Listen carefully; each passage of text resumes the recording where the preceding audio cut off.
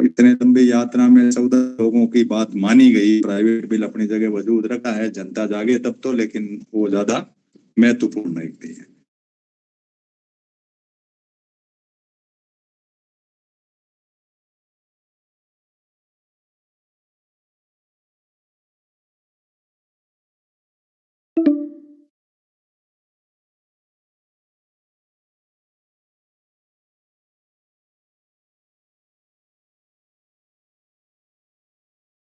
आप बात नहीं कर पाएंगे क्योंकि कंजप्शन लेड ग्रोथ जो है वो अलग होती है, दूसरी ग्रोथ अलग होती है, जिसको 8.2 कह रहे हैं। तो इसके ऊपर काफी डिस्कशन हुआ और इकोनॉमिक्स का चैप्टर है।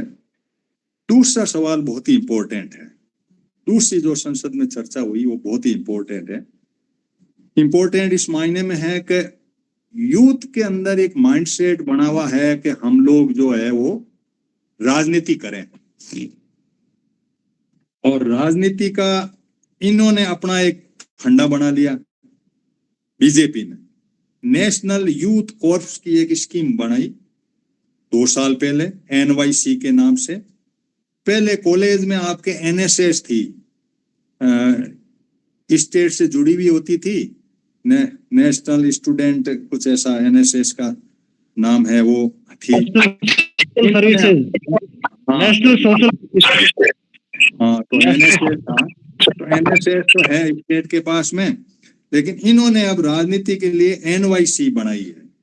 NYC जो है माई भारत एक पोर्टल है, जिसके ऊपर आप जाओगे तो वहां आपका रजिस्ट्रेशन हो जाएगा। उम्र दे रखी है, यूथ को है, अपन यूथ कम ही जुड़े हुए हैं यहाँ। तो उस जो इसके अंदर जो है भर्ती होंगे, उनका क्राइटेरिया ये बनाया है कि 1 लाख लोगों को ये भर्ती करेंगे जिनके माँ बाप पहले राजनीति में नहीं थे, फोर फादर्स। माँ बाप से मतलब नहीं, फोर कोई और भी कोई रिलेटिव यदि रहा है उनका, तो वो उसमें नहीं हो वो माए बार से जुड़ पाएगा। इनको फर्स्ट विलेज में 7 दिन तक रुकना होगा।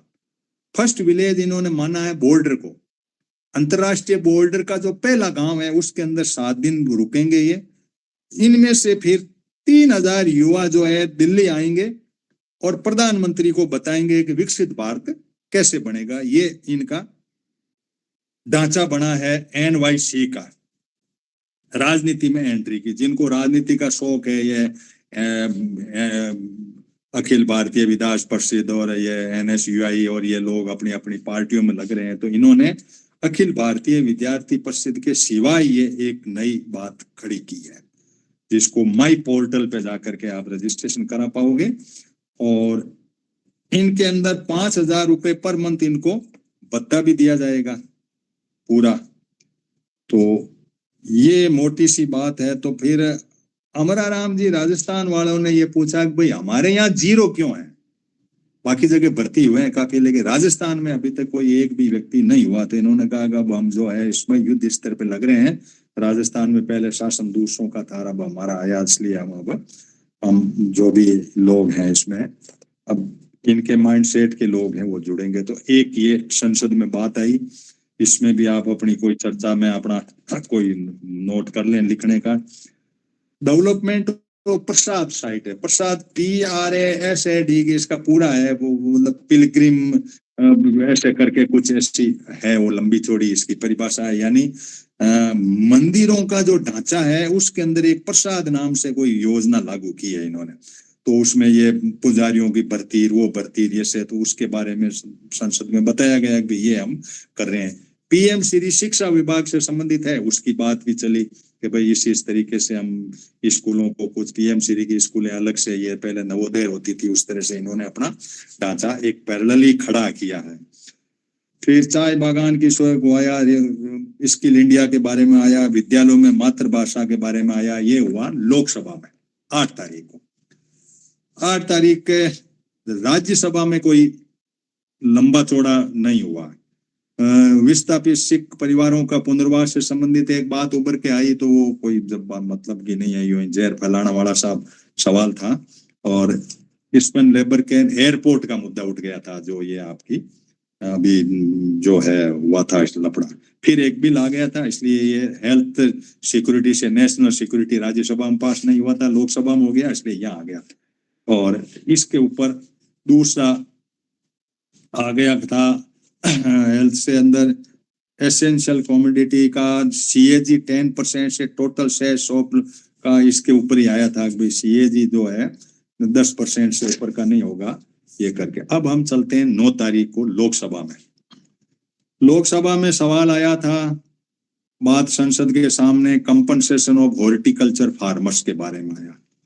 तो बड़ी लंबी चौड़ी कहानी, शिवराज सिंह जी वो बहुत लंबा ऐसा यूं अलंकार लगा लगा के बात कहते हैं, तो कंपनसेशन की बात का था है, उसको अपन जानकारी ले सकते हैं। प्रधानमंत्री फसल बीमा, प्रधानमंत्री फसल बीमा में जानने के लिए एक बड़ी बात है धाकड़ साहब, आपके लिए बता रहा हूं मैं।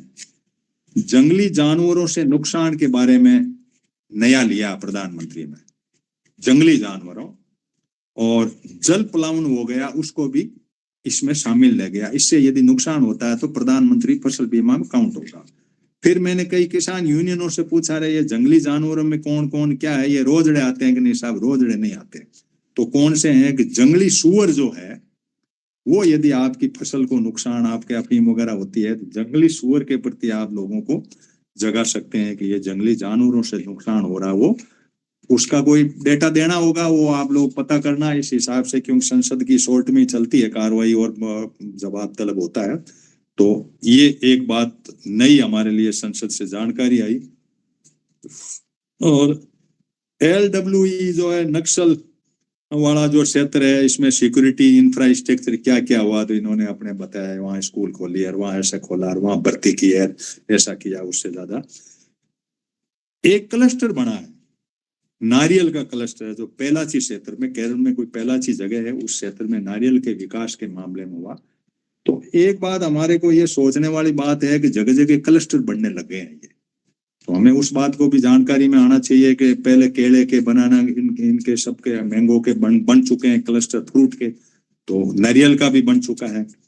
और सस्टेनेबल एग्रीकल्चर का जो सवाल है वो 421 में है, इसके ऊपर आया। विमक्तु, घुमंतु और अर्ध घुमंतु के अधिकारों के बारे में इन्होंने कह दिया भाई हमने बोर्ड बना दिया है एक, तो उस बोर्ड में आप DNT कोई समुदाय है उसके बारे में। अब हम चलते हैं राज्यसभा में। राज्यसभा में फर्टिलाइजर का मुद्दा उठा, enforcement action and the quality regulation in fertiliser distribution. सांसदों ने कहा साहब खाद नहीं मिल रहा है, तो मंत्री ने जो बताया वो मैंने ज्यादा लिखा नहीं, लेकिन मुझे याद है मंत्री ने ये कहा कि देखो खाद के अंदर राज्य हमारे पास एक डिमांड भेजता है, इंडेंट भेजता है कि हमें इतना खाद चाहिए, जो भी रबी या जो फसल होती है उसके हिसाब से, उस खाद के अनुसार फिर हम जो है लॉजिस्टिक प्रॉब्लम करके सबको खाद राज्यों को भेज देते हैं। राज्य की ड्यूटी है कि उस खाद को प्रॉपरली डिस्ट्रीब्यूट कराए। तो मॉनिटरिंग जो है, इंटीग्रेटिंग मॉनिटरिंग है, वैसे हमारी भी है उसमें टान, लेकिन ये है। और एसेंशियल कमोडिटी एक्ट से इसकी रेट करते हैं जो कि भाई आवश्यक है, और लैंड एरिया के अनुसार इसको कंट्रोल किया जाता है कि कौन सा जमीन में कौन सा खाद चाहिए उसके हिसाब से।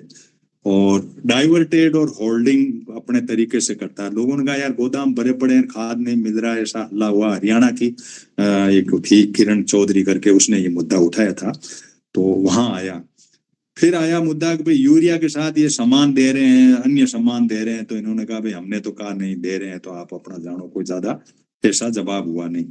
फिर बात आई कि भाई इनके विरुद्ध में कोई आप लोगों ने कोई सजा वगैरह, FIR वगैरह लॉज हुई, तो कहा नहीं इसका कुछ नहीं किया, हमारे शून्य है।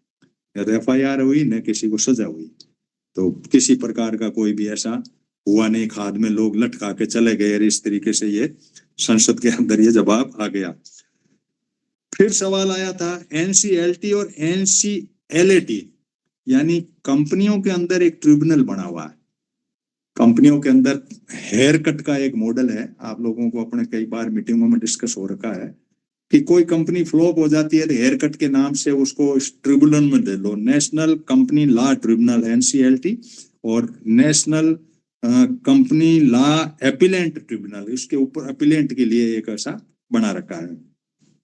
तो वहां आप जो है उसकी परफॉर्मेंस वगैरह देख करके इस हिसाब से वो लोग दे देते हैं। तो कई ऐसी भी हुई है कि 7% तक माफ कर दिया गया यार। 3% जमा करा दो, जैसे 10,000 करोड़ की 100,000 करोड़ की कोई कंपनी है तो उसको 3,000 करोड़ में फ्री कर दिया, वो भांजे भतीजे के नाम से ले ली। ऐसा कोई हेयर कट का एनसीएलटी ट्रिब्यूनल का है। पहले तो सिंगापुर में ही होता था, भारत में 5 एक खोल दिया है। तो ये एक बैंक का जरिया है जो एनसीएलटी में इन्होंने कहा कि हमने 15 कोर्ट अभी चालू किए हैं, उन कोर्ट के अंदर ये फैसले होते हैं और लोगों के पैसे कंपनियों के ट्रिब्यूनल के तहत कोर्ट में जाने की जरूरत नहीं, ट्रिब्यूनल में हो जाता है। ट्रिब्यूनल का सिस्टम ये होता है कि आपकी पसंद का भी एक आदमी होता है कंपनी का, उधर सरकार का भी होता है, एक बीच का कोई मध्यस्थ होता है। इस तरह का व्यवस्था होती है।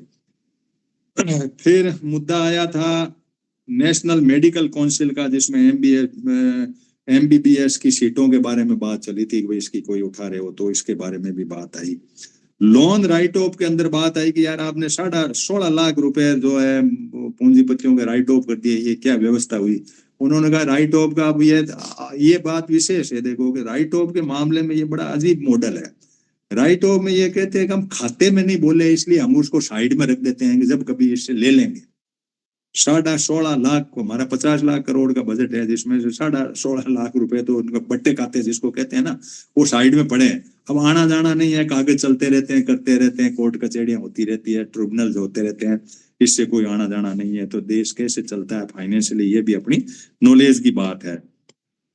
फिर even distribution of fund and project के मामले में बंगाल वाले उठाते रहते हैं भाई आप हमारे प्रोजेक्टों को पैसा नहीं करते कोई ज्यादा।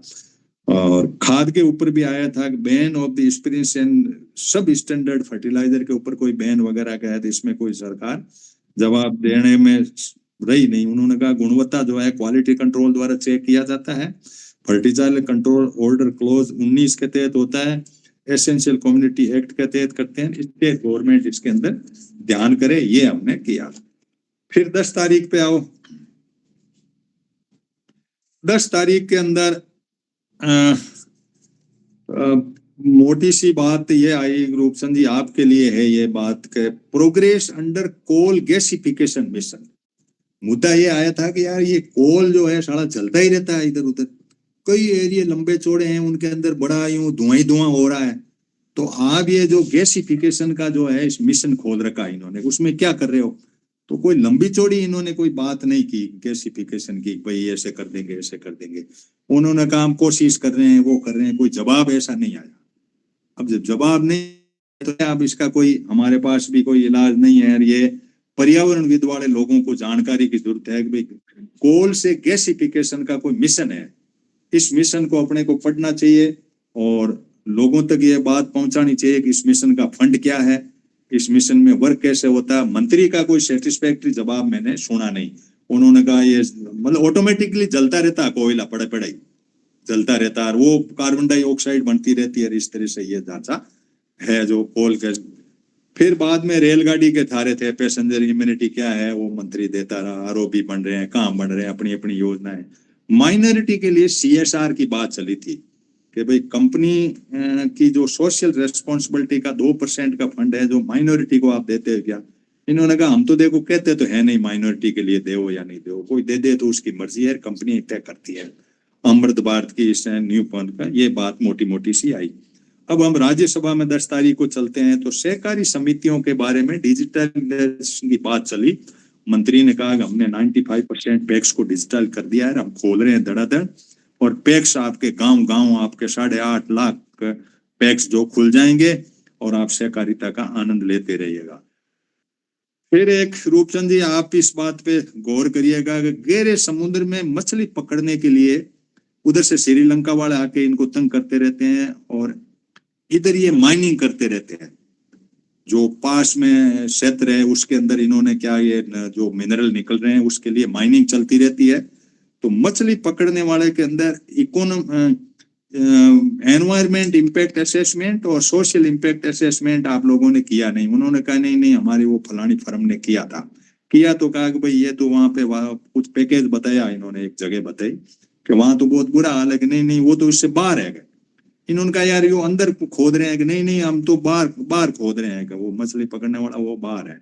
अब कौन उसकी लाइन है, हिंदुस्तान और चीन की लाइन भी नहीं है, तो अब वहां कौन बताए कि यहाँ समुद्र की यहाँ तक है, वो नहीं है, तो इसलिए करके गोलमाल हो गया। फिर विश्व की सबसे बड़ी भंडारण योजना भारत में है, तो जिसके अंदर ये बताया कि 11 अपने राजस्थान में गमोड़वाड़ी में है। गमोड़वाड़ी का किस्सा मेरे सामने कल आया था, वो भी मैं आपको शेयर कर ही दूं।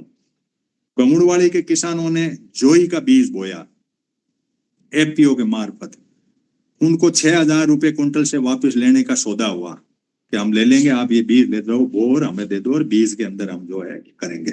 3,000 रुपए उनको दे दिए गए। 3,000 इन्होंने कहा जब आप वापस आओगे तब देंगे। तब वापस 3,000 रुपए का दोबारा जब वो तुलेगा तब देंगे। तुलने का और क्वालिटी का देखना, जब क्वालिटी और तुलने की बात आई तो इन्होंने 3 आदमियों के पास कर दिए, 97% के फेल कर दिए। फिर इन्होंने कहा हमारे वाला और ये वाला तो एक ये फेल किस कैडर पे किया। इन्होंने कहा कि आपके फॉरेन मटेरियल इसके अंदर है। फॉरेन मटेरियल का मतलब है ओरिजिनल बीज के साथ दूसरे बीज या कोई कचरा उसके अंदर है, इसलिए हम आपका बीज नहीं लेते। इन्होंने कहा यार इसमें भी वही माल है, इसमें भी यही माल है, मेरे खेत के पड़ोस में हमने बोया है। यूं करके इन्होंने कहा ठीक है तो फिर बीज वापस दे दो। तो कहा वापस दे दो तो 3,000 रुपए जो हमने आपको दिए हैं वो रुपए दो, उसका ब्याज दो, और यहाँ हमने स्टोरेज में रखा है इसका आपको इस बीज का, वो उसका जो है किराया दो। अब किसान का संघर्ष चल रहा है, तो मैंने भी हरियाणा वाली टीम को जो बीज उत्पादन कर रही है उनको कहा, मनीराम जी पूनिया इसमें लीड कर रहे हैं आपके NSCPM से, रूपचंद जी से भी मेरी बात हुई। तो ये बीज वाला जो अपन कई दिनों से मल्टी स्टेट की बात कर रहे थे, वो मल्टी स्टेट शुरू हो चुकी है, ये स्थिति से हो गया। सहकार से समृद्धि वाला पैक्स का जो मामला है ये, और इनको अब 25 व्यवसाय इन्होंने शुरू कर दिए हैं, पैक्स में चलेंगे। इनके यूनिवर्सिटी खोल दी है, 17 लाख का मैन पावर इनको दे दिया गया है। ये 10 तारीख की कार्रवाई हुई। 11 तारीख को इनका पहला ही जो मामला था वो एथोलिन के ऊपर आया। तो एथोलिन के मामले में ये कह रहे हैं कि जो एथोलिन है वो मतलब इस तरीके से एथोलिन की बात को ये जो जोड़ रहे हैं ना, ये मेरी समझ में ये नहीं आया कि एथोलिन जो है वो किस तरीके से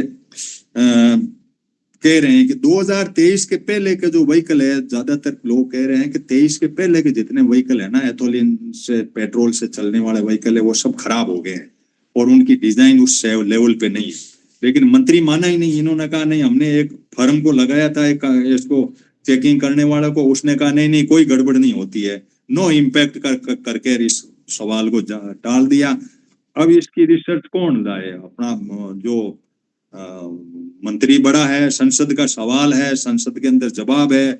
लेकिन ये बात उभर के आई कि हम लोग भी यहाँ पेपरों में भी पढ़ा होगा कि इसका गडकरी का बेटा जो है एथोलिन का काम कर रहा है, ये सारा चला रहा है, 20% मिला रहा है, 27% पे चल रहा है। ब्राजील 7% ही मिला रहा है। वहां ब्राजील में प्योर पेट्रोल और पेट्रोल एथोलिन मिक्स पेट्रोल के अलग अलग है नोजल वहां, तो आप जो लेना चाहो वो ले सकते हो। यहाँ आपको जबरदस्ती एथोलिन मिक्स पेट्रोल जलाना ही पड़ता, दूसरा भारत पूरे में विकल्प नहीं है। फिर इन्होंने पूछा कि भाई जब आपका ये है तो क्रूड ऑयल और ये है तो सस्ता क्यों नहीं कर रहे हो? इन्होंने कहा नहीं नहीं, हमने एथोलिन के भाव बढ़ा दिए, किसानों को बड़ा फायदा हो रहा। अब ये विदेशी आगे हैं इसमें, तो एथोलिन के कितने भाव बढ़े हैं गॉड नोज। लेकिन मंत्री का जवाब ये था कि एथोलिन की हमने प्राइस बढ़ गई है, क्रूड ऑयल की जरूर लो है, इसलिए ये बराबर ही है रेट, जो आप ले रहे हो माल, ये पेट्रोल की रेटें हमें बिल्कुल सही है, ऐसा करके मंत्री ने कर दिया। मनमोहन सिंह जी के गवर्नमेंट में 1.4% मिल रहा था, 2022 तक ये 10% मिलाया गया, 24 में ये लेकर के और हमारे 20% एथोलिन मिल गया। और 20% से ऊपर का हम एक्सपोर्ट भी कर रहे हैं, कई कई कई देशों को एक्सपोर्ट कर रहे हैं। बांग्लादेश वगैरह वहां होगा, वहां भी ये पेट्रोल की तो समस्या सब जगह है, तो एथोलिन लेने का, तो एथोलिन की फैक्ट्री अभी ये लड़ाई चल रही है। आपने देखा होगा राजस्थान में बड़ा युद्ध चल रहा है कि इसमें अंदर एथोलिन बनाने के अंदर पानी का कहते हैं बहुत ज्यादा कंजप्शन है। जब सवाल पूछा किसी ने कि भाई ये पानी आपने हनुमानगढ़ गंगानगर क्यों चुना, उन्होंने कहा कि ये डार्क जोन नहीं है, तो इसको डार्क जोन बनाना चाह रहे हो क्या आप, कि नीचे का पानी लेकर के एथोलिन बना करके लोगों को बेच कर एक्सपोर्ट करके धन कमाते रहो और यहाँ की जनता को पानी के बिना तराई तराई करती रहे। ये बात वहां तो नहीं उठी, लेकिन बीच में अपने राजस्थान के मुद्दे पे ये उठी। एक बात अब नई आई है, ये एनवायरमेंट वाले लोगों को है, हाइड्रोकार्बन का एक्सप्लोर हो रहा है समुद्र के तट पर, इनको लाइसेंस दिए हैं। तो कोई एक जगह है जिसमें वही इकोनॉमिक नहीं, एनवायरमेंट और सोशल इम्पैक्ट के असेसमेंट नहीं हुए, और हाइड्रोकार्बन का इन्होंने कहा नहीं नहीं हम तो बाहर कर रहे हैं। इन्होंने कहा आप समुद्र तट पे कर रहे हो भाई, ये जो है फिशरमैन तकलीफ हो रहे हैं। नहीं नहीं, आउटसाइड टू मैरिन एरिया हम कर रहे हैं, इसलिए आप लोग ये मानो। फिर वो एक वो तमिलनाडु वाले में होता है कि भाई सी काउज करके वहां एक कोई गाय की वेराइटी है समुद्र तट पे को, तो ये आप हाइड्रोकार्बन निकाल रहे हो, ये पूरी जो सी काउ खत्म हो रही है, एंडेंजर स्थिति में जा रही है। तो इन्होंने कहा नहीं नहीं उनको हम बचा लेंगे, ऐसे करके कर दिया। जेजेएम योजना के उड़ीसा का आया तो भ्रष्टाचार की बात आई कि उसमें क्या होगा, क्या कैसे होगा करेगा, अभी हम देख रहे हैं कितने भ्रष्टाचार है, इसलिए हमने पैसे नहीं दिए, और बाकी वाले पैसे वो खा खुआ गए। पाइप गुजरातियों ने बनाए थे, ऊपर कर दिया। ठेका ये पूर्व का मंत्री था गजेंद्र सिंह जी, उसके आंजे बाणजे उनको दे दिया, और इस तरीके से ये जेजेएम योजना में पानी नहीं पहुंचा। एक योजना स्फूर्ति करके कोई योजना है जो परंपरागत उद्योगों के पुनरुत्थान के लिए लागू हुई थी 2022 से 563, अब वो बंद हो गई है, लेकिन उसके बारे में कोई क्लस्टर योजना थी महाराष्ट्र में, ये सवाल आया स्फूर्ति में, तो वो कोई करके। अब हम राज्यसभा की 11 तारीख की कार्रवाई को, एक ये बात विशेष है एनवायरमेंट वालों का कि इको सेंसिटिव जोन से रेलवे राजमार्ग जो हाईवे गुजर रहे हैं उसके अंदर ये कॉन्ट्रैक्टर बहुत धुआं कर रहे हैं, सड़कें बनाते वक्त पूरा कर रहे हैं उसमें। तो इको सेंसिटिव आया कि भाई ये तय हुआ था कि रेलगाड़ी यहाँ धीमी चलेगी, तो इको सेंसिटिव जोन है वहां उसकी स्पीड लिमिट होगी, लेकिन स्पीड लिमिट आपने नहीं फुल कर दी आपने रेल, उससे जानवर भी कट रहे हैं। ये कॉन्ट्रैक्टर जो बना रहे हैं इनके अंदर ये सारे प्लांट वहां लगे हुए हैं, क्योंकि रेलवे के पास में होने से ट्रांसपोर्टेशन इजी पड़ता है, इसलिए उन्होंने सारा धुआं वगैरह वो इसमें इको सेंसिटिव जोन के अंदर लगा दिया। अब एक विशेष बात है जो आपके बीच में मैं शेयर करना चाह रहा हूं, आप लोग इसको सीरियसली सुनना। पोस्ट ऑफिस के अंदर इस मई से 2025 से एक योजना लागू हो रही है जिसको डिजिटल एड्रेस कोड कहा गया, DAC, डाक विभाग की प्रणाली है। ये प्रणाली के अंदर आप सबको लोगों को 10 आपको जो देंगे, क्या वो नंबर देंगे आपको, जैसे फोन नंबर है उस तरीके से हर एक को देंगे, कोई नहीं बचेगा अपने में से। और उसके अंदर 4 मीटर का जो एरिया है उसके अंदर आप ट्रेस हो जाओगे। जैसे अभी आपका पता क्या है, आप फलाना गांव और वो लिखते हो, और ये वो तो पिन कोड नंबर बना रखे हैं आपके, जैसे ये यहाँ 341 1510 34 1510 मेड़ इसका है, मेड़ता रोड का 11 है, 10 मेड़ता सिटी का, इस तरीके से नंबर दे रखे हैं। तो उससे वो 3 है तो राजस्थान में आ जाता है, 4 है तो जिले में, ऐसे करके बना रखा था इन्होंने। अब ये डिजिटल बना रखा है इन्होंने। अब डिजिटल के अंदर आप ये सोचो कि 4 मीटर बाई 4 मीटर के अंदर आप जहां कहीं भी होगे ट्रेस कर लिए जाओगे और आपको माल मिल जाएगा, ऐसा इन्होंने माना है। और ये भी माना है कि तिरुपति बालाजी का यदि प्रसाद भी मंगाना चाहो तो आपका कुरियर से वहां से आपको इसका जो है अयोध्या वाले मंदिर का मंगाओ चाहे वो मंगाओ, तो ये ऐसी एजेंसियां भी बन चुकी है। 4 मीटर बाई 4 मीटर का आपका जो भी होगा वहां आप जो है आ जाओगे और आपको माल मिल जाएगा। दूसरी तरफ ये बात आई थी कि यार ये प्राइवेसी वाला मामला है तो ये बड़ा मामला बड़ा गड़बड़ है, कैसे करोगे आप इसको 4 मीटर बाई 4 मीटर में, हम आपको ट्रेस तो कर दोगे, सामान पता नहीं बम आएगा उसमें क्या आएगा। तो ये बड़ा एक डाक विभाग ने क्या पंगा पकड़ा कि 4 मीटर में तो आदमी हो सकता, पहले तो गांव होता था।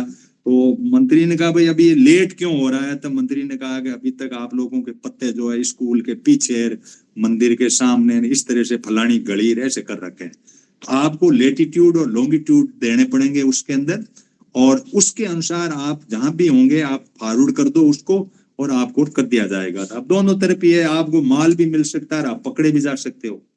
अब पता नहीं कैसे क्या होगा, ये आप तैयार रहें। 10 डिजिटल आपको वो 10 संख्या वाला नंबर लेने के लिए आधार नंबर की तरह आधार से लिंक कर देंगे, 12 का आधार है 10 का ये करके उसको लिंक कर देंगे, उसको आगे आप फॉरवर्ड कर दो। तो यानी कुल मिला के एक डिजिटल सर्विलेंस जो है वो बड़ी भारी आपके साथ अटैच की रहा है। कि अब इसमें हम कैसे सोचते हैं करते हैं। कई साथियों से मेरी बात हुई तो उन्होंने कहा साहब ये बड़ा गोरख धंधा भारी पड़ेगा हमें, तो हमें तो ढूंढ लेंगे। 4 मीटर बाई 4 मीटर का मतलब तो 12-13 फुट बाई 13 फुट के कमरे में यदि आप बैठे हो तो वो आदमी आपके पास आके आपकी चीज दे देगा, ऐसा माना गया पोस्ट ऑफिस के मार्फत। तो लेकिन अब कौन सी देगा, क्या देगा, अभी तक आपको ये गूगल वगैरह ये सर्च करके आपको ऑनलाइन ये भेज रहे थे, ये टैक्सी चल रहे वो इससे चल रहा था। तो पोस्ट ऑफिस जो है ये बात है जो ई कॉमर्स का जो लॉन्गिट्यूड नेट से आपको करेगा। फिर इन्होंने कहा ये चलेगा कैसे, झारखंड वाले ने पूछा।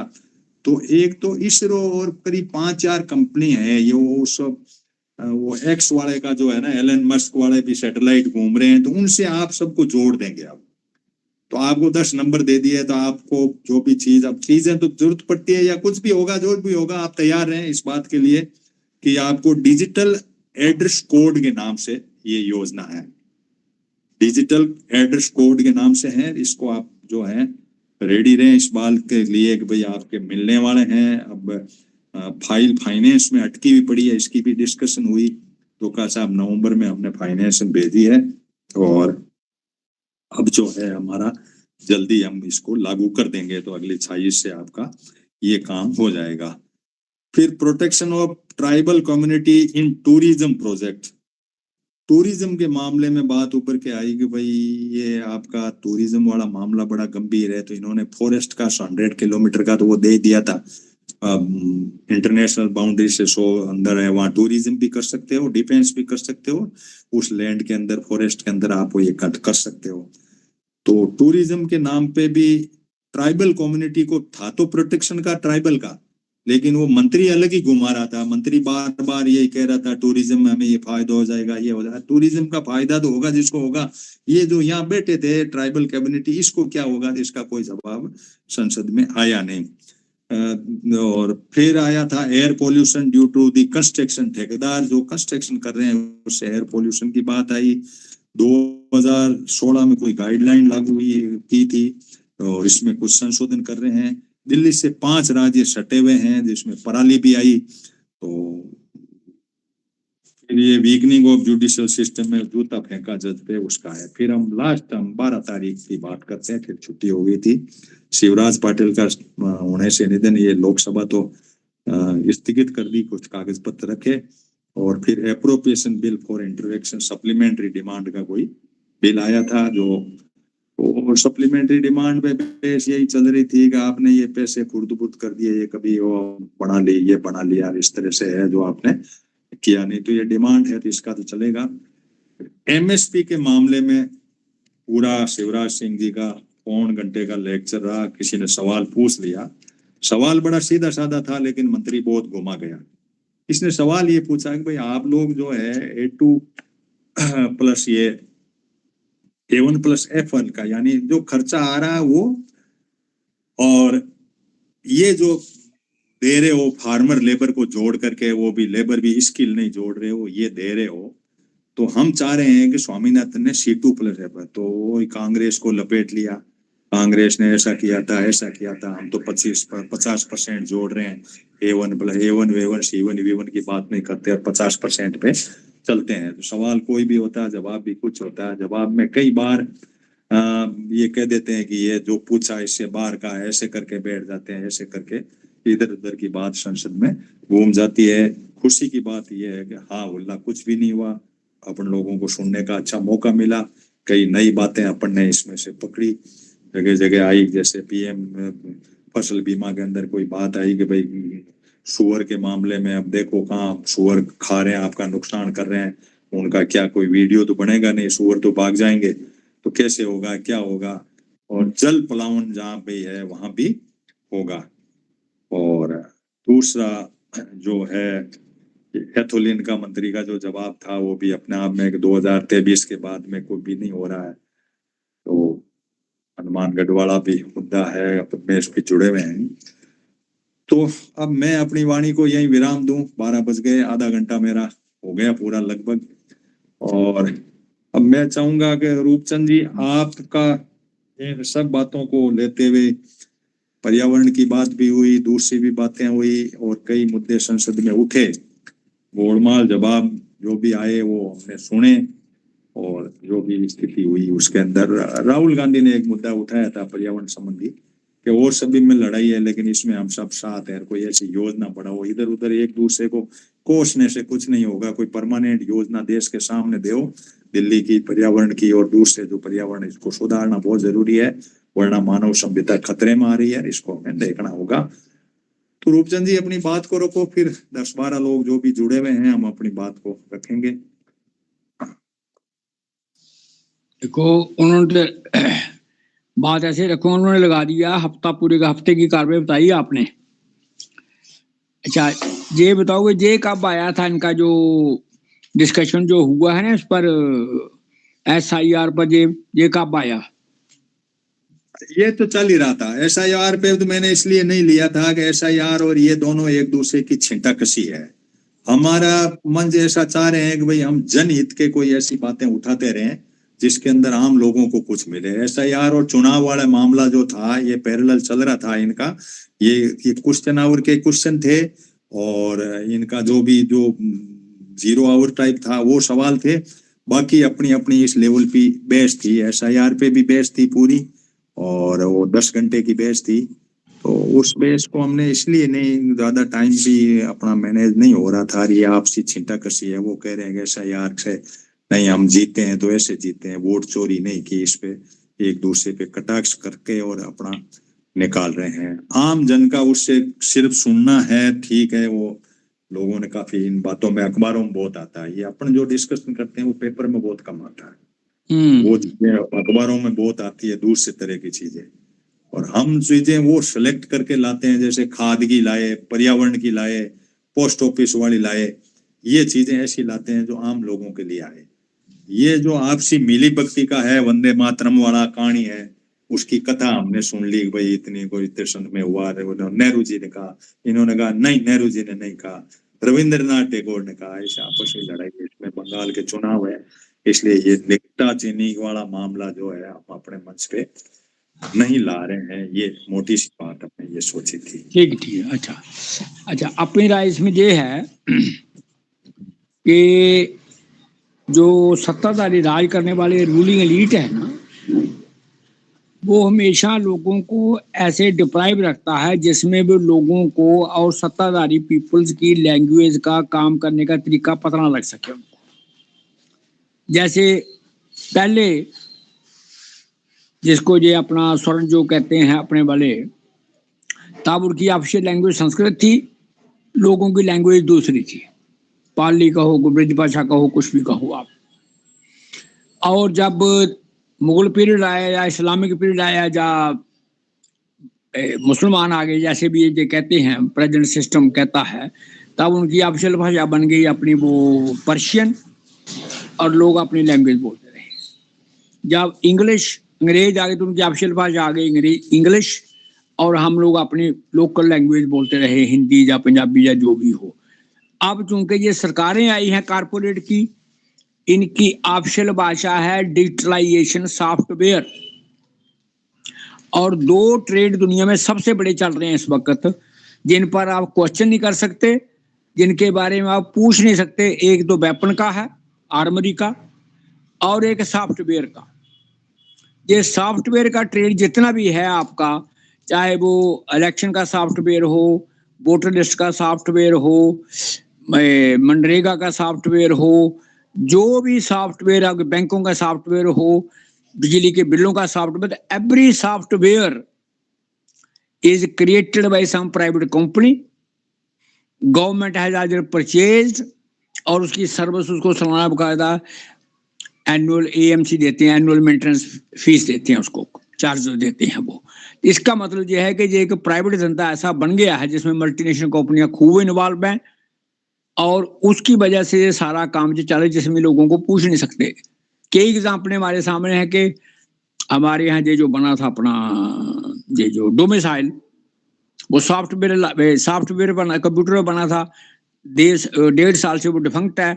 अब लोगों को वेरीफाई कराना होता है तो वो करते नहीं, अब सवाल सिर्फ ये है कि जब आप लोगों को जहां पर हैंग करके रखना है, जिसका मतलब आप वो लोगों को वहां ला रहे हैं जहां आप सॉफ्टवेयर को आप डिलीट कर दो, जो मर्जी करो। जैसे ये इलेक्शन वाला आया है तो उसमें साफ है कि डुप्लीकेट वोट पकड़ने वाला सॉफ्टवेयर था, मगर इन्होंने उसको डिलीट करा दिया ताकि ये पकड़ा ना जाए। तो इसका मतलब कि software can be upgraded and downgraded as policies of government चाहिए जैसे उसको। एक बात तो ये है भाई कि रूलिंग एलीट की पॉलिसीज और पब्लिक आपस में एक इतना डिस्टेंस बढ़ जाए कि टोटल लोग इग्नोरेंट रहे उसके बारे में।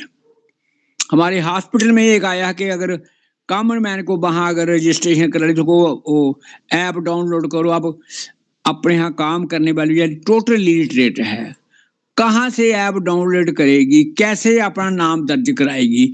It is simply a mental torture to the people in the name of the service, public government service, ताकि लोग प्राइवेट के पास चले जाए।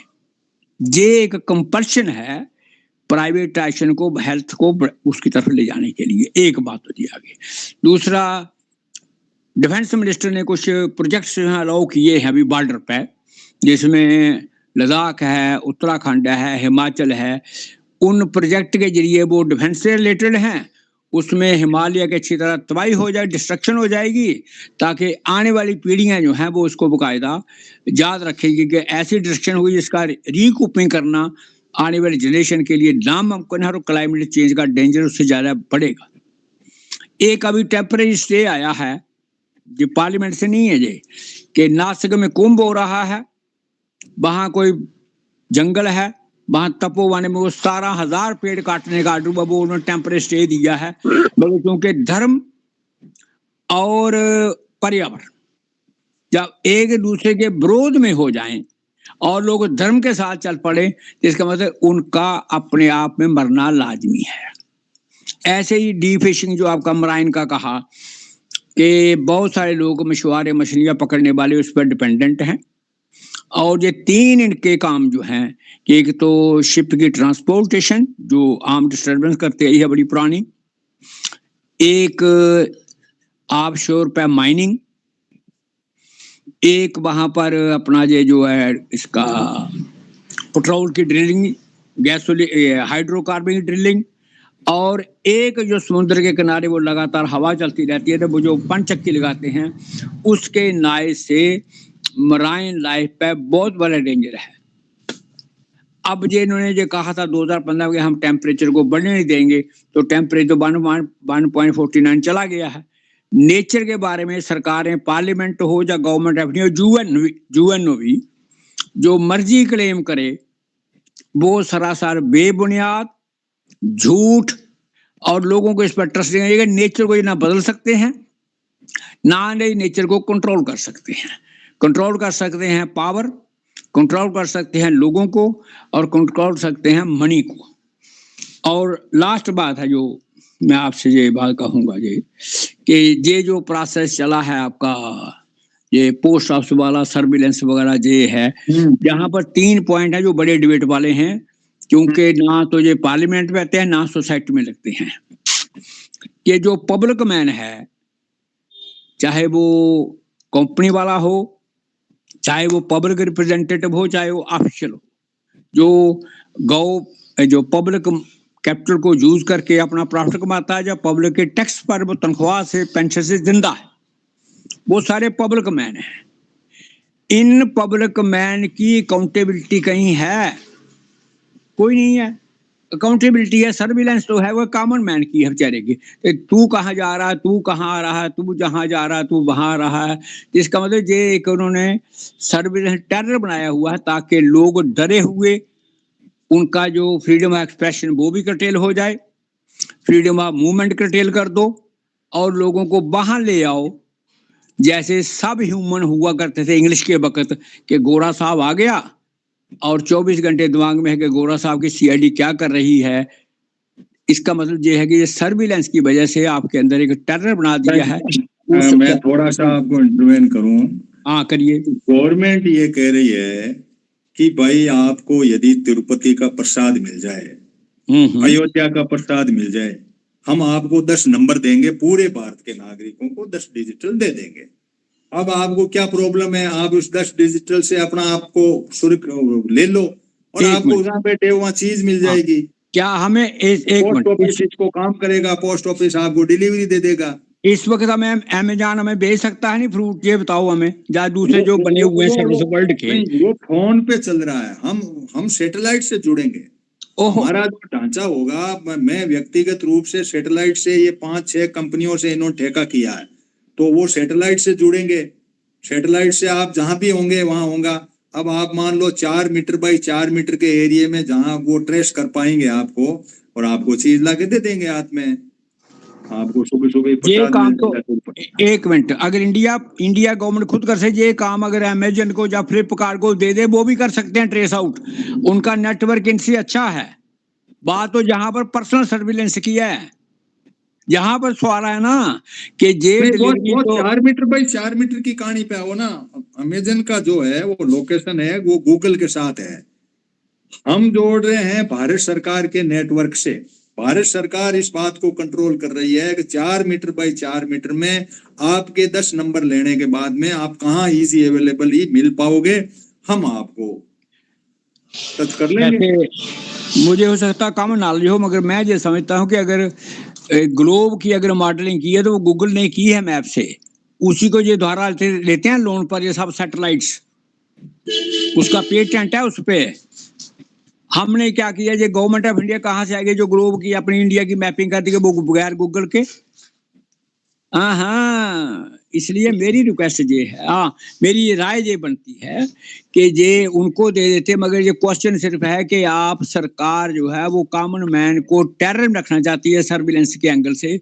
उसमें प्रसाद ले आओ आप, आपको फैसिलिटी ले आओ, एजुकेशन ले आओ, किसके बहाने पर, हेल्थ के लिए, मेडिसिन के नाम पर ले आओ आप लोग।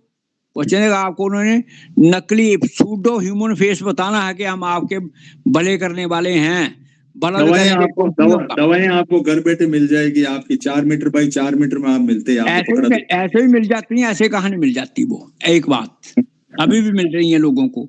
इसलिए ये पोजीशन सर्विलेंस का है, ये मोटिव कुछ और है, और इस मोटिव को जब तक आप एलेबोरेट नहीं करते पब्लिकली, तब तक बात ऐसे ही रहेगी जैसे पार्लियामेंट है ना 4 दीवारी में, क्योंकि चोर चोर मसेरे हुए सब करोड़पति बैठे हैं, सब वहां क्रिमिनल बैठे हैं। वो तो कोई पार्टी बताओ जिसमें योजना क्रिमिनल लागू ना हो हो। गई, फाइनेंस में फाइल पड़ी है। अब वो महीने भर में फाइनेंस से निकलने के बाद में अगली जनवरी फरवरी में आपको 10-10 नंबर मिलने शुरू हो जाएंगे। वो तो सरकार जो चाहे जो करे।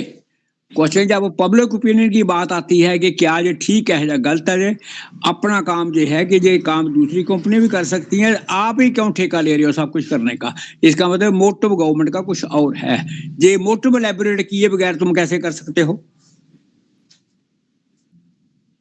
चलो, धन्यवाद। मनाराम जी, आप भी कुछ, आप ऑर्गेनिक से जुड़े हुए हैं, खाद के डिस्ट्रीब्यूशन की भी बात आई संसद में, और बाकी चीजें भी आई। आपने जो कोई पॉइंट हाइड्रोकार्बन वाले ने ये टच हो गए आपके, इतनी अपने जो आधे घंटे की संसद की बहस को एलोबरेट किया, इसमें आपको कोई टॉपिक मिला हो तो उसको।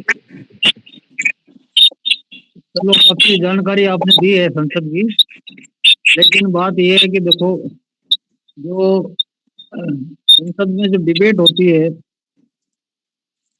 वो डिबेट लोगों के इंटरेस्ट में तो कोई डिबेट होती नहीं है।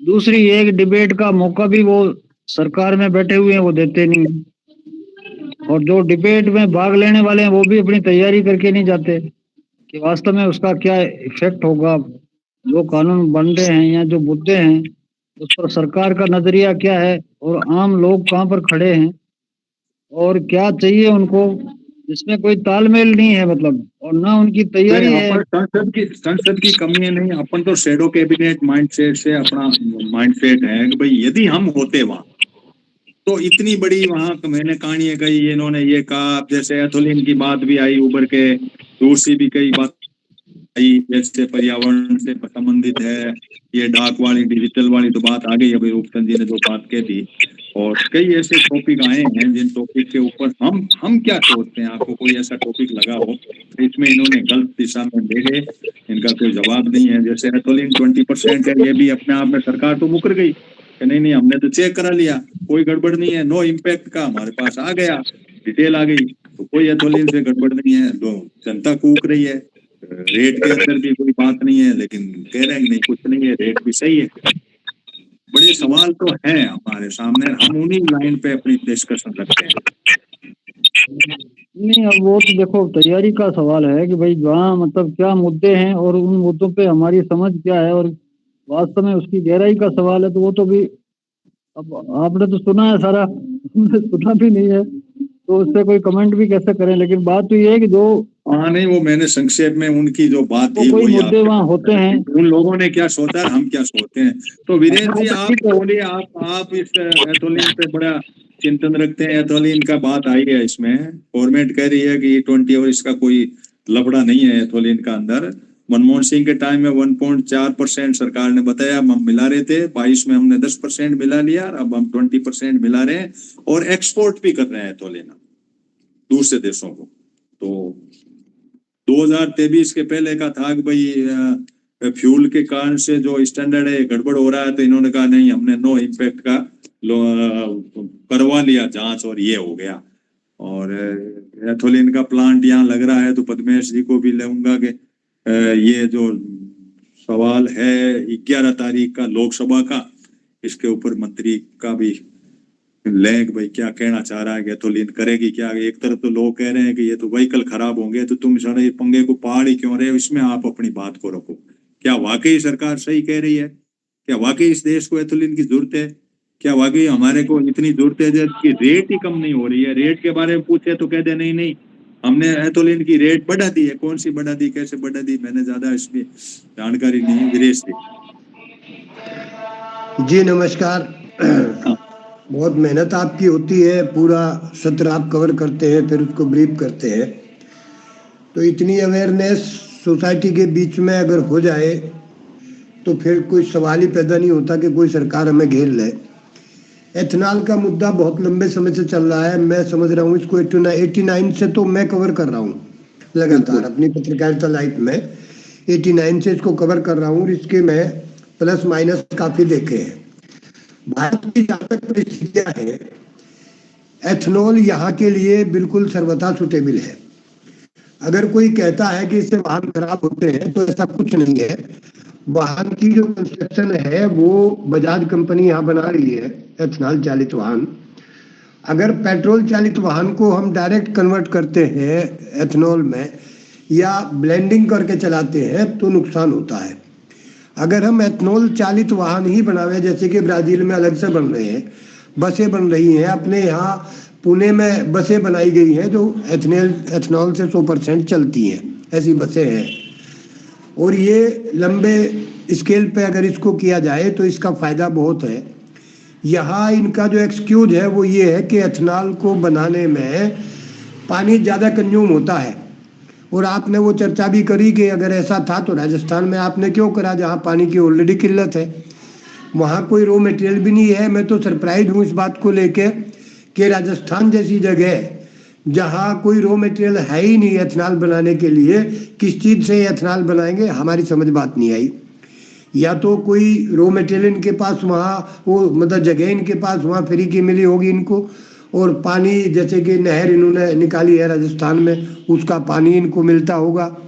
कुछ वहाँ के कानून इस तरह के इनके फेवर के होंगे इसलिए इन्होंने वहाँ कर दिया। क्योंकि जब से इन्होंने ट्रांसपोर्ट को इजी किया है तब से इनके लिए ये तो कोई मुश्किल रह ही नहीं गई कि रॉ मटेरियल कहाँ का है और कहाँ जाना है। तो इन्होंने हिसाब कैलकुलेट कर लिया होगा कि रॉ मटेरियल वहाँ जाएगा, उससे जो है बना लेंगे।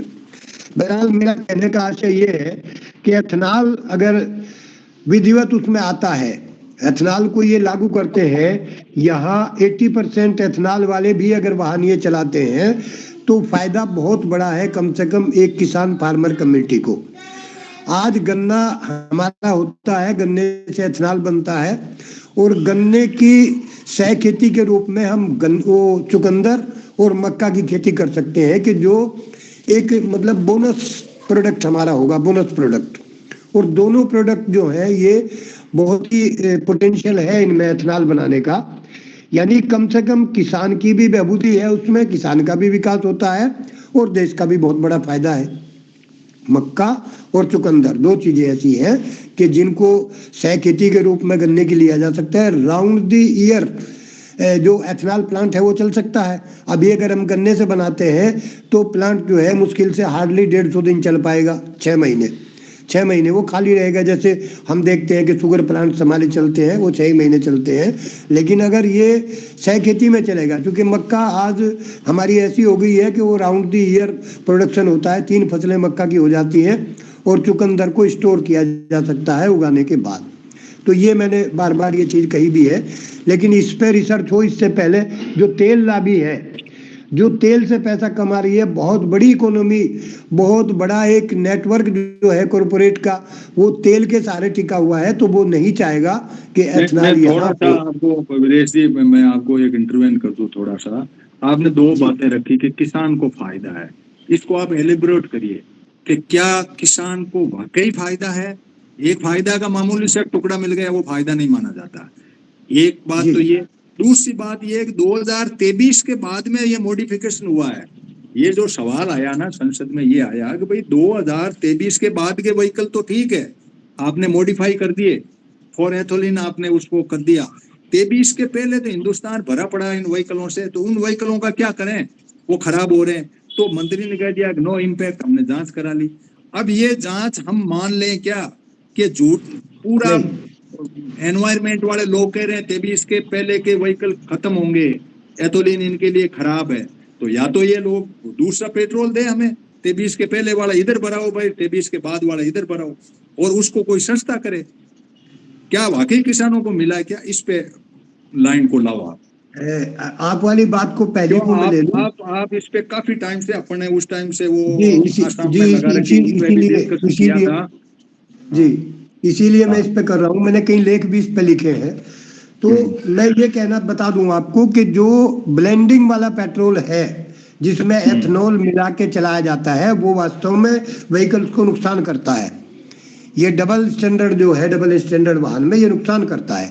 हमें इसके लिए अलग से वाहन बनाने होंगे, लेकिन जो कार बनाने वाली कंपनियां हैं, मोटर कंपनियां, सरकार तो उनके लिए कानून बना रही है, उनके फेवर में जो है बयान देती है।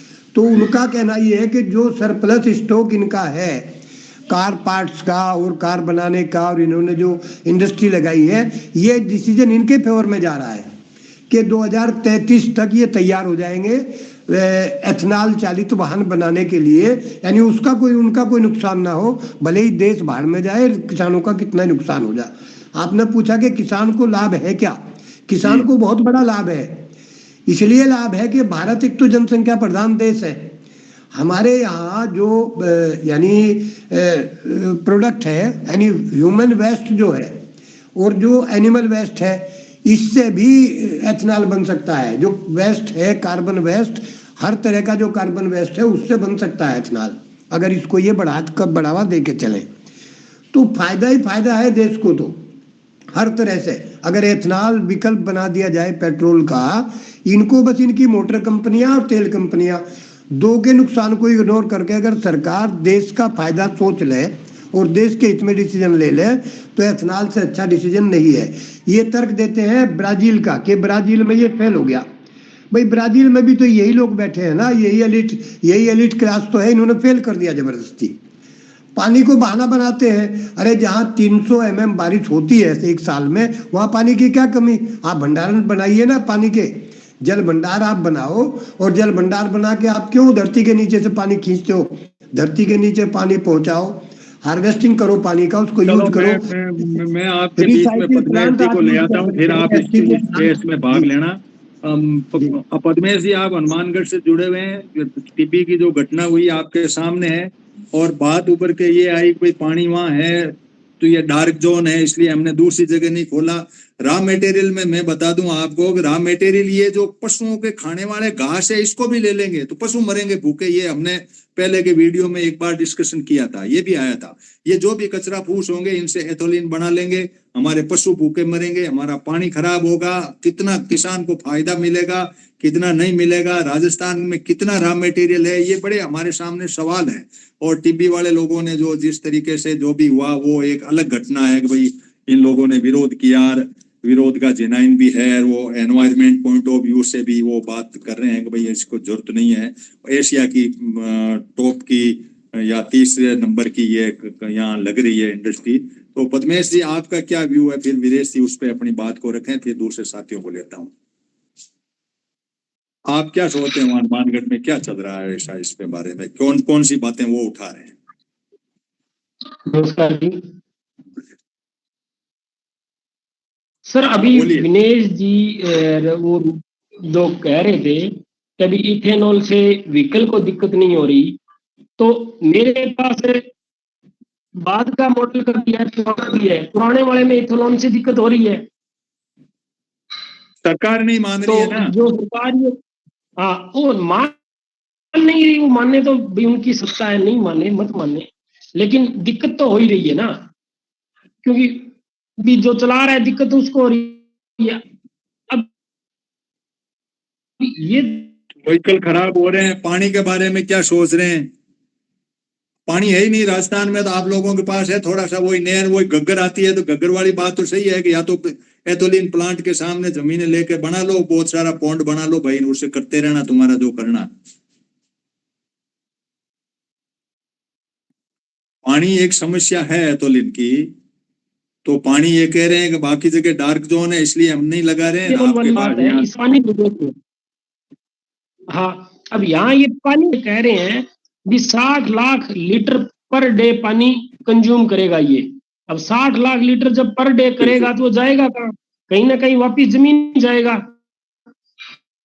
अब इथेनॉल के लिए गन्ना और मक्का चाहिए, दोनों इस बेल्ट में होता नहीं है, तो भी इसके लिए रॉ मटेरियल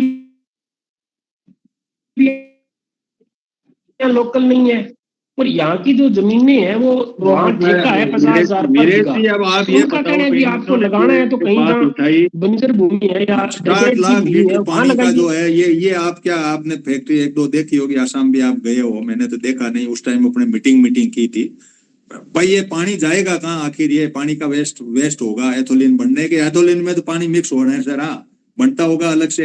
अच्छा, इनके पास गन्ना नहीं, दूसरा नहीं, ये जहाँ चाहे वहां अपनी दुकान या तो जमीन मिल गई होगी या यहाँ अलॉट इजी हो गई होगी। पानी वाली प्रॉब्लम के बारे में आप क्या कहना चाहेंगे?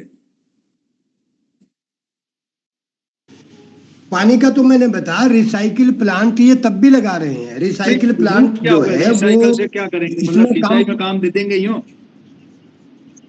हाँ नहीं, वही पानी भी यूज होता है इसमें। पानी जो फ्रेश वाटर चाहिए वो जिस रेशो में चाहिए उससे ज्यादा पानी इसको सफाई करने में चाहिए। तो सफाई वाला जो काम है वो रिसाइकिल पानी जो है वो कर सकता है। शुगर प्लांट के लिए इन्होंने रिसाइकिल कर रहे हैं ये, लेकिन वो धरातल पे नहीं होता है। रिसाइकिल का प्रावधान है हर जगह, ईटीपी एसटीपी लगी हुई है। इतना बड़ा प्लांट बात यही है कि धरातल पे कहाँ हो रहा है जी, धरातल पे कहाँ हो रहा है? भी छोटी छोटी फैक्ट्रियों का पानी करा नहीं जा रहा, धरातल पे नहीं हो रहा। प्रावधान सब है इनके पास। ईटीपी एसटीपी कहाँ, नगर निगम में तो ईटीपी एसटीपी चल नहीं रहे, वो पानी सारा। ये तो वही बात होगी, फैक्ट्रियों को कार्बन क्रेडिट दे रहे हैं, लेकिन कितनी फैक्ट्रियां कार्बन कंट्रोल कर रही है? कुछ भी नहीं कर रही। हमने इसका तो फिर क्रेडिट तो ले रही है ना, जनता का पैसा तो जा ही रहा है ना। अभी जनता का पैसा सारा जा रहा है। ये जो कार्बन क्रेडिट का पैसा आता है ये इसके बदले में प्लांटेशन दिखा के फर्जी और पूरा पैसा बटोर रहे हैं बाहर से आने वाला। मैंने कहा है कि एक गांव अगर 10-10 हजार प्लांट लगा के क्लेम करे अपना, तो आज गांव की स्थिति भी ठीक हो सकती है और ये कार्बन क्रेडिट वाला मामला भी जो है सोल्व हो सकता है। एथोलिन का बंदे को वो पिछले अपनी मीटिंग में आए थे, वो हरियाणा के चौधरी थे, वो उन्होंने प्लांट भी लगा रखा कहीं आसाम वगैरह इधर ही बता रहे थे, और अपने मीटिंग ली थी उनके साथ। उनको इस बार जोड़ेंगे, उनसे कुछ अपनी जानकारी लेंगे। और ठीक है, आगे बढ़ते हैं। दागर साहब, आप बताओ, आपके यहाँ कोई ऐसी, ये फैक्ट्रियां तो आ रही है, एथोलिन लगेगा आपको, गाड़ी घोड़े तो आपके अपने किसानों के पास इतने हैं नहीं, खराब होंगे क्या होंगे, 23 की बात की कहानी, बात की बात है, लेकिन पानी का खतरा तो है ही नहीं। पानी का और प्रदूषण का भी खतरा है। हमारे यहाँ अभी एक हजारडस्ट वेस्ट का एक प्लांट लगा दिया, वहां पर क्या पता अंदर क्या होता है, लेकिन उसमें आसपास के 2 किलोमीटर तक के लोग अपने आने जाने पे, और उसमें परेशान हो रहे हैं कि वो एक तो गंध आ रही है और लंबे समय तक स्वास्थ्य में प्रभाव पड़ेगा, लेकिन प्रभावशाली लोग हैं तो कुछ लोग बोल ही नहीं पा रहे हैं। तो ये प्रदूषण, अब ये इथेनॉल जो बनेगा तो उसका प्रदूषण भी तो होगा। वीरेश जी, आप प्रदूषण के बारे में कोई टिप्पणी कर पाएंगे? प्रदूषण कितना होता है इसमें, धुआं कितना निकलता है एथोलिन का? प्रदूषण इससे कम होता है जो कम से कंपेरेटिव, मतलब लेकिन क्या? जो कम इसके कम मैंने इतना अभी बड़ा बताया, प्लांट लगेगा तो कम कैसे? हाँ वही तो मैं बता रहा हूँ, जो साइड जो कंट्रोल इनको करने चाहिए जो दिए गए हैं, वो अगर यूनिट लगावे साथ में तो प्रदूषण कंट्रोल हो सकता है। वो इनकी लापरवाही है, लगाना इनकी करना लापरवाही से तो कुछ प्रदूषण नहीं होता है, है। इनको तो एथोलिन बेचना है ना एक्सपोर्ट करना है, इनको लगाना करना कुछ बस नहीं, बस पानी बस काम सही, में लेना है, वही बात है। हनुमानगढ़ नेरकार बस एथोलिन बना के बेचना है। अदरवाइज जो ऑयल प्लांट से, रिफाइनरी से प्रदूषण होता है, जो कोयले से प्रदूषण होता है, उसके मुकाबले पे प्रदूषण बहुत कम है। एथेनॉल अपने आप में एक नॉन पोल्यूशन जो मिशन है, अगर इसको ये प्रॉपरली चलावे। इसमें सबसे बड़ा तो वाटर रिसाइकलिंग का है, और ये जो यानी धुआं वगैरह निकलता है इसको पानी में बदलने का प्रोसीजर है, लेकिन वो इसको अडॉप्ट नहीं करते हैं, वो इसका सबसे बड़ा कारण है। ठीक है पद्मेश जी, हमारे पास में अब समय सीमित ही है इस हिसाब से। बाकी हमने एथोलिन पे हमारे ग्लोबल यूनाइटेड पंचायत पे एक पूरा हमने एक सेशन किया था, उस टाइम जो भी हमारी नॉलेज थी वो एथोलिन बनाने वाले जो थे एक्सपर्ट वो हमने जोड़े थे, उनके कई नंबर भी मेरे पास हाँ, मिल जाएंगे। कई सेशन चले हैं इस पे। हरबीर सिंह को भी हमने बुलाया इस पे। हाँ, हरवीर सिंह भी आया हरबीर था सिंह उस टाइम, कुमार जो है वो भी आए। बड़ा अच्छा डिस्कशन चला था। और ये भारत की एक बड़ी समस्या के साथ साथ पॉजिटिव नेगेटिव का बड़ा सवाल है। हर कोई किसान का भला कह रहा, संसद ही यही कह रही थी। अब मेरे किसान का भला समझ में नहीं आया कि वो भला कैसे हो पाएगा, क्या होगा, ये एक रिसर्च का मुद्दा हो गया। एथोलिन बनने से सरकार वाला तो आप वीरेश जी बार बार कह रहे हैं समझ में आ रहा, किसान का भला मुझे को ज्यादा पकड़ में नहीं आया। अब ठीक है, थोड़ा बहुत 10 पैसे ऊपर बढ़ा दिए होंगे कहीं, आपकी रेटें तो ये की है। तो ये बड़े हमारे पास में प्रश्न है कि किसान जहां भी इन्वॉल्व है, पानी जहां भी इन्वॉल्व है, और सरकार की अपनी नीतियां हैं, उनके ऊपर हमारा मंच बिल्कुल सीरियसली डिस्कशन करे और इन बातों को उजागर करे कि देखो किसान का भला डायरेक्टली ये हो, पेट भरना है कि रुपए लेने हैं। सवाल तो ये एक लाइफ लाइन का भी सवाल है। हनुमानगढ़ और गंगानगर की उपजाऊ जमीन जो धान का कटोरा है, उस कटोरे को आप छीन विचिन करके इतने 60 लाख लीटर पानी को फेंक देंगे, रिसाइकल करेंगे, पानी किधर का किधर जाएगा, फिर वो होगा। तो ये सवाल तो बनते ही हैं इनके लिए। आपको प्लांट या तो छोटे छोटे से कहीं लगा लो भाई, ठीक, थोड़े थोड़े लगा लो। इतना बड़ा प्लांट, एशिया का टॉप का प्लांट कैसे आप बढ़ रहे हो? चलो अब इस टॉपिक को यही एंड करते हैं। काफी जानकारी वीरेश जी से भी मिल लेगी, इनके भी समस्याओं का हुआ। तो धर्मेंद्र जी, आप कोई यूथ हो, आप डिजिटल एड्रेस कोड आपके लिए आ रहा है, और आप इसमें क्या सोचते हो कि ये डाक विभाग की प्रणाली है, बड़े कसीदे गढ़े गए, वहां 10 डिजिट आपको दे दिया जाएगा, 4 मीटर 4 मीटर के बाद में आपको लॉन्गिट्यूड और लेटीट्यूड उसके अंदर बताने पड़ेंगे, उसके ऐड हो जाएगा, फिर आपको सीख करेंगे। ई कॉमर्स का बहुत बड़ा मार्केट हो जाएगा, और इसरो और इसमें मल्टीपल कई कंपनियां, उनसे आपको जोड़ दिया जाएगा। ई कॉमर्स के मामले में आपका धंधा चल पड़ेगा, ऐसा सरकार मानती है, और आपकी डाक भी आती रहेगी। तो प्रसाद का भी मैंने जैसे विवरण किया। तो धर्मेंद्र जी। इरमान जी, बहुत बहुत शुक्रिया आपका, जो आप इतनी मेहनत करके और सारा जो पूरे सप्ताह की जो संसद का निचोड़ है ना, वो ला करके आम आदमी के सामने रखते हैं, और हम लोगों को आप इकट्ठा भी करते हैं और कुछ समझाने की कोशिश करते हैं। मेन बात ये है अरमान जी के ज्ञान, हथियार, पावर, ये सब चीज मायने नहीं रखती। मायने ये रखती है कि वो किसके पास है। मतलब कंट्रोलिंग जिसके पास होता है ना, मान लीजिए एक परमाणु है, आप परमाणु ताकत किसी के हाथ में है, तो आप चाहो तो इस दुनिया में उजियारा फैला सकते हो, और आप चाहो तो उसी परमाणु ताकत से पूरे विश्व को भी नष्ट कर सकते हो। तो ये चीजें आने को तो हमें अच्छी लगती है, नो प्रॉब्लम, हमें इनसे कोई ऐतराज भी नहीं है, और हम चाहते हैं कि विज्ञान हमारे जीवन को सरल बनाए, वो दिन प्रतिदिन और दिखाया भी यही जाता है। मगर जहां तक सवाल है, जैसे बाहर की कंपनियां ये आज तक करी, जैसे गूगल वगैरह है, ये ऑलरेडी ऐसी सेवा दे रही है, ठीक है ना। मगर उसमें क्या है, अंतर्राष्ट्रीय कानून, अंतर्राष्ट्रीय टर्म्स एंड कंडीशन लागू है। जैसे पहले एप्पल भी ऐसा करती है, तो यहाँ जैसे आया ये संचार सारथी, तो एप्पल ने कहा कि मैं ये संचार सारथी मेरे इसमें किसी भी कंडीशन में मैं इसको इंस्टॉल नहीं करूंगी मेरे फोन में। उसको कुछ लगा कि भाई हो सके अंतर्राष्ट्रीय कानूनों के तहत या जैसे निजता का अधिकार है उसके तहत ये सही नहीं है, इसलिए उसने मना कर दिया। अब हमें कोई भी चीज चाहिए ना, तो हम घेर के किसी न किसी तरीके से लाने की कोशिश करते हैं। और जहां तक मुझे ये थोड़ी शंका लग रही है कि कहीं ना कहीं ये हमारी निजता के लिए बहुत ज्यादा खतरनाक हो सकता है। धन्यवाद। चलो, ये बहुत एक बात इन्होंने बड़ी सीरियस कह दी कि एप्पल वाला बाकी सैमसंग और इन लोगों से कुछ ज्यादा ही ज्ञानी है, ज्यादा उसका वर्क है, उसके फोन कुछ प्रोटेक्टिव हुए में है। वो भारत के संचार सारथी की संसद में बात चली है, उसमें ये सिंधिया ने उस पर स्टेटमेंट भी दिया कि नहीं ऐसा नहीं है, लोगों ने बात कही है। क्यों सारे मुद्दे उठाए नहीं जाते, फिर मेरा ही हो जाए। 1 घंटे का नोट तो मैंने कई कर रखे हैं, लेकिन मैं उनमें से कुछ सिलेक्टेड बातें आपके बीच में लाता हूँ। अब यदि एप्पल वाला नहीं कर रहा है और बाकी फोन कह रहे हैं हाँ ठीक है आने दो, हमारे कचरा जो भी भरना भर लो, आपको संचार सारथी के नाम से आपको ये मिलेगा, ये फायदा मिलेगा, ये फायदा मिलेगा, ये बातें हमारे सामने जब आ रही है तो एक बड़े मतलब चिंता का विषय हो जाता है कि हमें किस लाइन पे कैसे करना चाहिए। तो रामनारायण जी, आप भी सोशल मीडिया पे बहुत एक्टिव है, संचार सारथी तो आपने डाउनलोड कर ही लिया होगा, खैर आप काफी एक्टिव हैं। तो ये जो 10 नंबर वाला है ये तो आएगा ही आएगा। आपकी दुकान है तो आपका तो कॉमर्शियल ई कॉमर्स का मार्केट बड़ा डेवलप हो जाएगा, इसमें हो जाएगा। या आपके पास में पॉकेट में कोई बम भी आ गया प्रसाद की जगह, तो वो भी भोगना पड़ सकता है कि ये पकड़ो साहब, आपका रात लगा यार, हो गया कुछ गड़बड़। तो उसके अंदर तो ये डाक विभाग के अंदर ऐसा तो चेकिंग का कैसे होगा? कोई चेकिंग पैकेट आ रहा आपके पास में, आप 4x4 के अंदर बैठे हैं, आपकी डिजिटल सर्विलेंस है, आपको पकड़ा देंगे कि ये पैकेट आया साहब आपका, उसके 10-15 मिनट बाद में विस्फोट हो लिया। तो क्या कौन क्या किस तरीके से इसकी बात को पकड़े? हम सीधी पकड़े ई कॉमर्स के नाम पे यार प्रसाद आ जाएगा, अच्छी बात है, आपका माल बिक जाएगा, आप खाद बीज भेजना चाहोगे तुरंत चला जाएगा, लोकेशन वाइज उस व्यक्ति को, हर एक को ये 10 नंबर के कार्ड मिलेंगे। रामनारायण जी।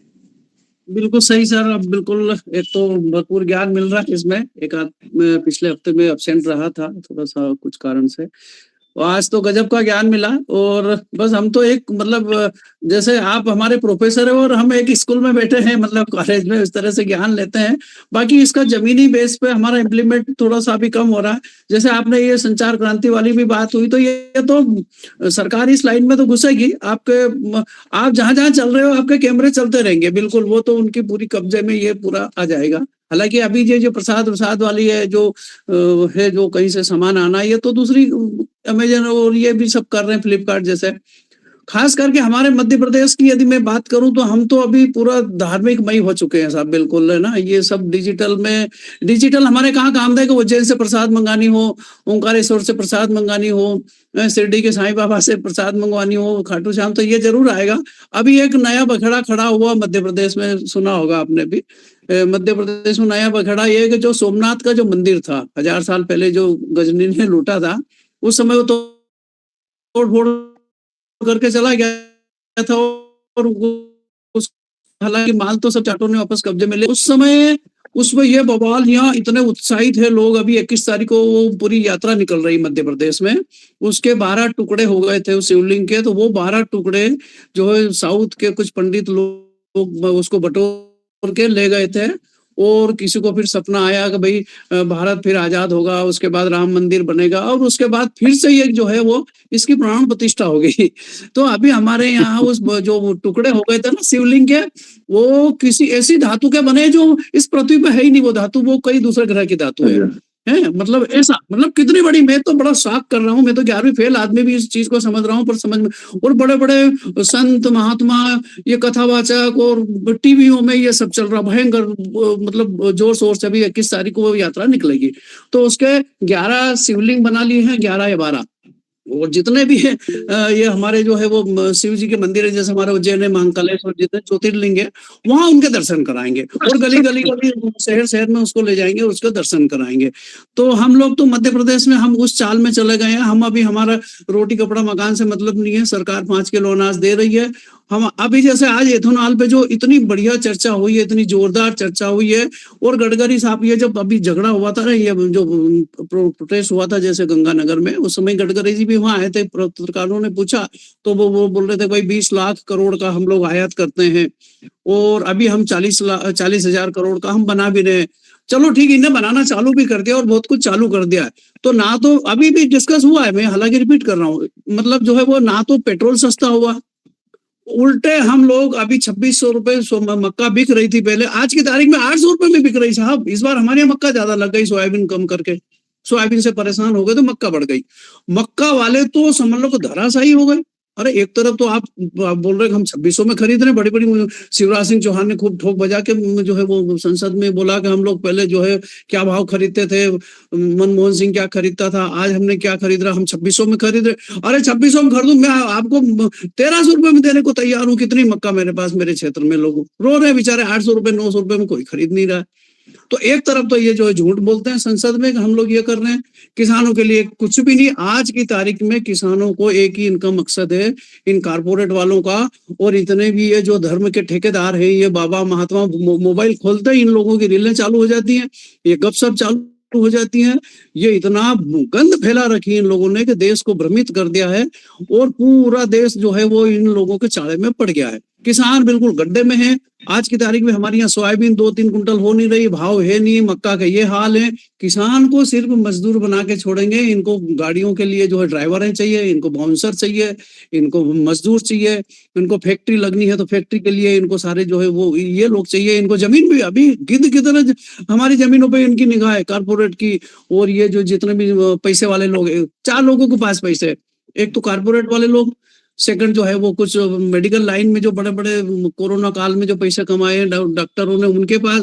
तीसरे ये जो नेता अभिनेता दादा पहलवान जो ये भ्रष्टाचार कर रहे हैं, और अधिकारी भ्रष्टाचारी, इनके पास इनके सारे पैसे अभी किसानों के पास गाँव में जाके लग रहे हैं, खेती खरीद रहे हैं बस।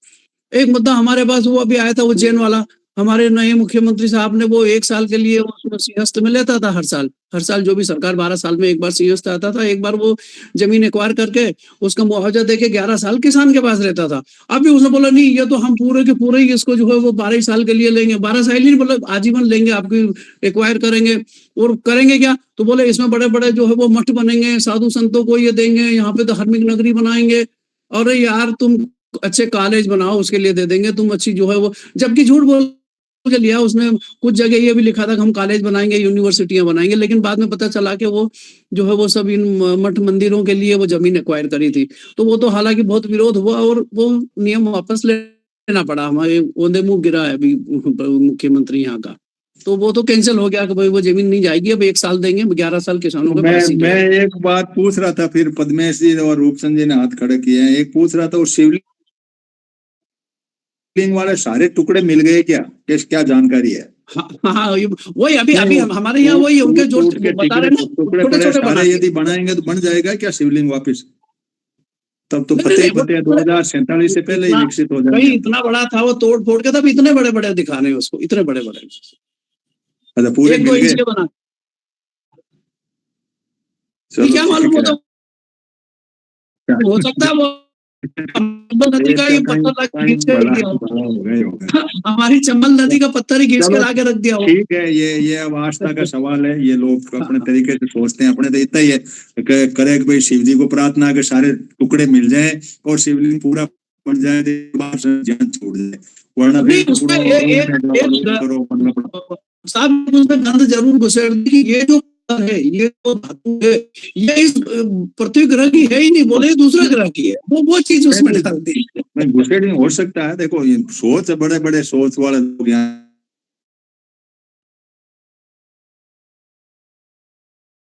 रखा, तो उसमें दिन भर धमाल मचती है। पद्मेश जी, अब आप क्या कहना? रामनारायण जी ने अभी ये कहा सस्ते श्रमिक चाहिए, बिल्कुल सस्ते श्रमिक। मैं ये कह रहा था जो कोई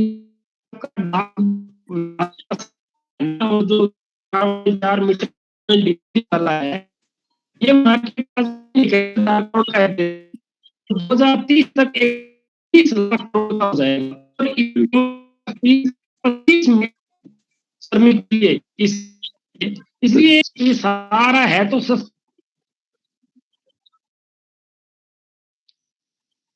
चलो रूपचंद जी। मैं ये बात पूछना चाहता हूँ रामनारायण सिंह के, ये जो सोमनाथ मंदिर था जिसपे गजनी आया था वो था गुजरात में। जी। और मध्य प्रदेश से कहाँ चला गया वो, ये तो बता दो कितनी दूर है दोनों सोमनाथ की आपस में? नहीं, ये अभी जो प्रोपोगंडा ये था कि जब गजनी लूट के गया था तो शिवलिंग को भी तो उसने तोड़ दिया था। तो तोड़ने पे हाँ गुजरात की तो बात कर रहा हूँ, गुजरात की बात कर रहा हूँ। मध्य प्रदेश वाले तो खुशी मना रहे हैं कि अच्छा रहा, जैसे मैंने खुशी मना रहे हैं ना, वो मेहमान आए ना, जैसे मान लो तो बन जाएगा, मतलब ये तो खुशी। हाँ, हम लोग तो खुशी मना रहे हैं कि हमारे 1000 साल पहले हमारा शिवलिंग जो तोड़ के फेंक दिया था उसको फिर से इकट्ठा करके हम लोग उसके 11 रूप बना दिए। उसको दर्शन के लिए वो एक वैन और हजारों लाखों लोग जो है वो सहयोग से, आज हमारे एक मंदिर में मीटिंग भी अभी चल रही होगी, मैं यहाँ बैठा हूँ और वहाँ मीटिंग चल रही होगी, क्या करें। मैं जो बात पूछना चाहता हूँ वो ये है जी कि उस सोमनाथ में कब आक्रमण किया इसने गजनी ने? 1000 साल पहले, 1000 साल पहले की स्टोरी है वो। नहीं, सोमनाथ गुजरात वाले से वापस चला गया वो। हाँ वो तो चला गया था, वो जो उस समय उनका ये कहना है, 1 मिनट में आपका समय लूंगा, वो जो शिवलिंग को तो तोड़ा था उसमें ये जो साउथ के कुछ वो कौन से एक वैरायटी के ब्राह्मण थे वो उसको बटोर के एक झोली में भर के वो साउथ में ले गए थे।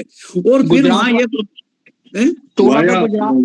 वाया मध्य प्रदेश गया जी, तो वहाँ खुशी ज्यादा मनाई इन लोगों ने। गया तो पता नहीं कैसे गया वो तमिलनाडु के चुनाव है, इसलिए शिवलिंग वो तमिलनाडु के चुनाव तक उधर वो और यहाँ तक कि उसमें ये है कि ये शिवलिंग में किसी पंडित के सपने में भी आए थे कि ये 1000 साल पहले की बात है। फिर जो है वो देश आजाद होगा, उसके बाद राम मंदिर बनेगा और इसको फिर से हम जो है वो सारे ज्योतिर्लिंगों पे गो इसको दर्शन कराएंगे। तो रामराज जी उनकी स्टोरी सुना रहे, मैं जो सवाल पूछा मेरे सवाल का जवाब दो ना। हाँ क्या कि गजनी ने आक्रमण किया था गुजरात के सोमनाथ पे, ठीक है, मध्य प्रदेश के सोमनाथ में वो आया ही नहीं ना, तो फिर तोड़ के गया तो गुजरात वाला तोड़ के गया है वो। हाँ। और हीरे ज्वारात जहां से लूट के गया है वो। बराबर ठीक। और मध्य प्रदेश से जहां साउथ वाले कहाँ पहुंच गए? साउथ वाले तो अपने राज में मस्त थे, वो पंडित कैसे आ गए जहां पर? सपने में आया, ये कह रहे हैं ना, साउथ वाले आदमी को सपना आया। अरे हम तो है नहीं रूपचंद जी साहब, हम तो उड़ता तीर लेते हैं ना, हम तो धार्मिक नगरी वाले लोग हैं, हम तो हमारे यहाँ सपने में आते हैं, यहाँ पे खीर से बच्चे पे यही करो। धर्मेंद्र जी आप क्या कहना चाहोगे? भी धाकर साहब अपने इसको ज्यादा डिस्कस में कोई फालतू पंगा मत छेड़ो। मैं रूपचंद जी की बात का जवाब देना चाहूंगा। एक्चुअल में क्या है कि हम लोग इन चीजों से जुड़े हुए नहीं है, रामनारायण जी जो जुड़े हुए हैं इसलिए इनको में क्या चल रहा है ये मालूम है, हमें राजस्थान में क्या चल रहा है क्योंकि हम जुड़े हुए नहीं है। बाकी ये जो चीजें वो पूरे देश में चल रही है, मतलब ये है। धन्यवाद। चलो ठाकर साहब क्या कहना चाह रहे हो? आप भी कोई शिवलिंग जोड़ोगे कि वरना कोई दूसरी बात कहोगे?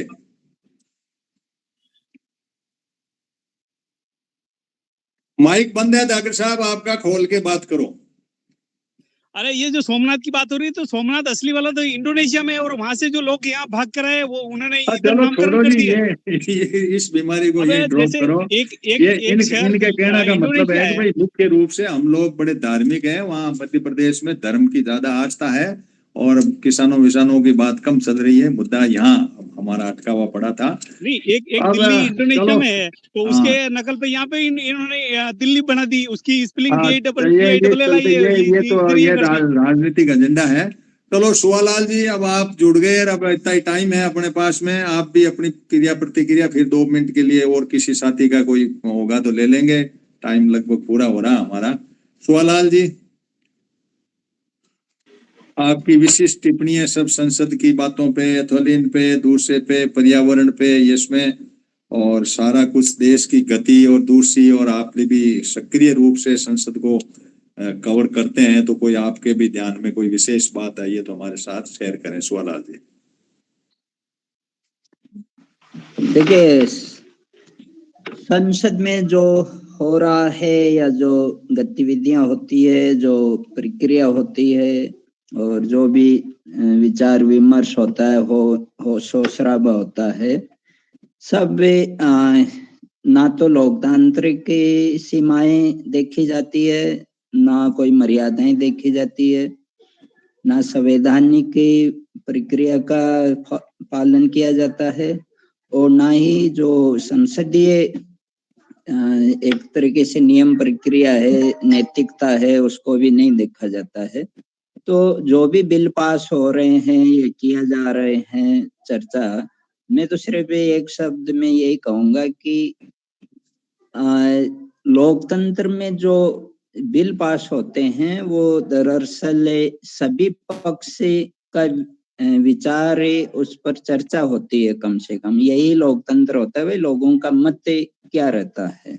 तो ये सब फॉलो हो नहीं रहा है। दूसरा, संसद का नियम ये होता है कि भाई संसद की प्रक्रिया से कोई बिल पास हो, तो संसद की प्रक्रिया का भी फॉलो नहीं हो रहा है। तीसरा ये है कि जो भी कानून पास हो रहे हैं वो नागरिकों के मौलिक अधिकारों के खिलाफ ही हो रहे हैं। तो मौलिक अधिकारों का संरक्षण है वो संविधान है, हमें कोई राज्य नहीं देता है, सरकार नहीं देती है, संसद भी नहीं देती है मौलिक अधिकार, ये संविधान दिया है। और इस संविधान का संरक्षक है न्यायपालिका, सुप्रीम कोर्ट। तो सुप्रीम कोर्ट भी चुप ही रहता है जब नागरिकों के मौलिक अधिकारों के खिलाफ कानून बन रहे हैं। तो पहले तो संविधान हमें कानून देता है, उसका उल्लंघन किया जाता है, फिर संविधान सर्वोच्च न्यायालय चुप रहता है तो और मतलब संरक्षण नहीं हो पाता है मौलिक अधिकारों का। तो अब जो निजता जो है, डिजिटल डेटा के बारे में जो भी बिल ये कानून बना रहे हैं, देखिए लोकतांत्रिक देश है भारत। तो हम चाइना की तुलना करें, चाइना जरूर बहुत ज्यादा आगे है ये डेटा टेक्नोलॉजी, डिजिटल डेटा के मामले में, क्योंकि वहाँ लोकतंत्र नहीं है, वहाँ कोई संसदीय प्रणालियां भी उस तरीके से नहीं है, ना कोई संविधान भी वहाँ के लोगों ने नहीं लिखा जैसे अपना है वैसे। अब हम तुलना करते हैं अमेरिका से। अमेरिका में अधिकारों का संरक्षण किया जाता है, उसके बाद ही कोई कानून बनता है। यहाँ तो इंडिया में तो कुछ भी नहीं हो रहा है। अब सवाल यह है कि भाई यहाँ डिजिटल डेटा है, वो लोकतंत्र में लोगों की इच्छा से तो हो कम से कम, तो ये भी पालन नहीं किया जा रहा है। तो मैं तो जो भी इस बहुमत की सरकार के नाम पर जो भी कानून आ रहे हैं, नियम आ रहे हैं, नीतियां आ रही है, वो सब जन विरोधी ही नहीं है, लोकतांत्रिक भी है, संसद की प्रक्रिया के खिलाफ भी और संविधान के जो हमें मौलिक अधिकार है उनके खिलाफ भी है। तो मेरा तो यही टिप्पणी है। आप चर्चा करिए, मैं थोड़ा और काम में लगा हुआ हूँ क्योंकि सर्दियों की छुट्टियां आ रही है, 18 से निकल रहा हूँ, तो मुझे गार्डन में भी जिंजर हल्दी वगैरह जो है, अदरक हल्दी हार्वेस्ट कर रहा हूँ, तो उसमें लगा हुआ हूँ। थैंक यू, धन्यवाद। चलो धन्यवाद सोहनलाल जी। जो व्यवस्था है, इस देश के नागरिक हैं, उसी के अंदर अपने को जीना पड़ेगा। जैसे हाल में ये लोग जिंदा रखेंगे उसी पे हम और हमारे बच्चे जिएंगे, इसके सिवाय कोई रास्ता हमारे पास है भी नहीं, विकल्प भी नहीं है, रास्ता भी नहीं है, क्योंकि हम क्या कर लें। जो कानून आए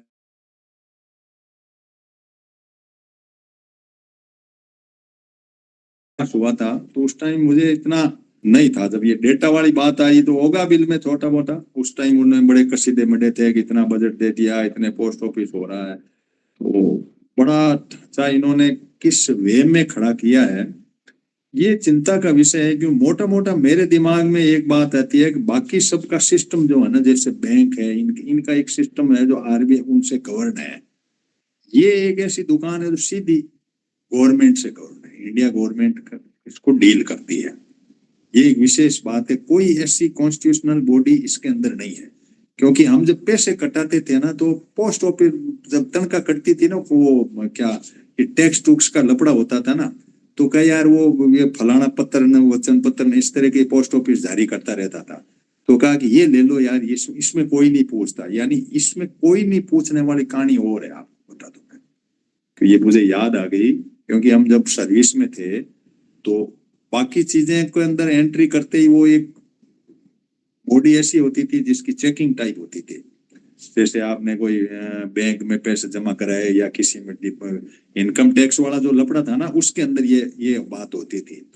तो मेरे दिमाग में ये भी आई, बिल बन रहा था उस टाइम भी आई कि पोस्ट ऑफिस को इतना क्यों तवज्जो दे रहे। पोस्ट ऑफिस को तवज्जो देना का कुछ मायना है। ये इसको इस कोऑपरेटिव वाले जो लिंक है ई कॉमर्स में जोड़ करके उस ढांचे को उस तरीके से क्लब करेंगे कि दूसरे वाले में क्या है कि आरबीआई और आईएमएफ भी टांग अड़ाता है इसमें।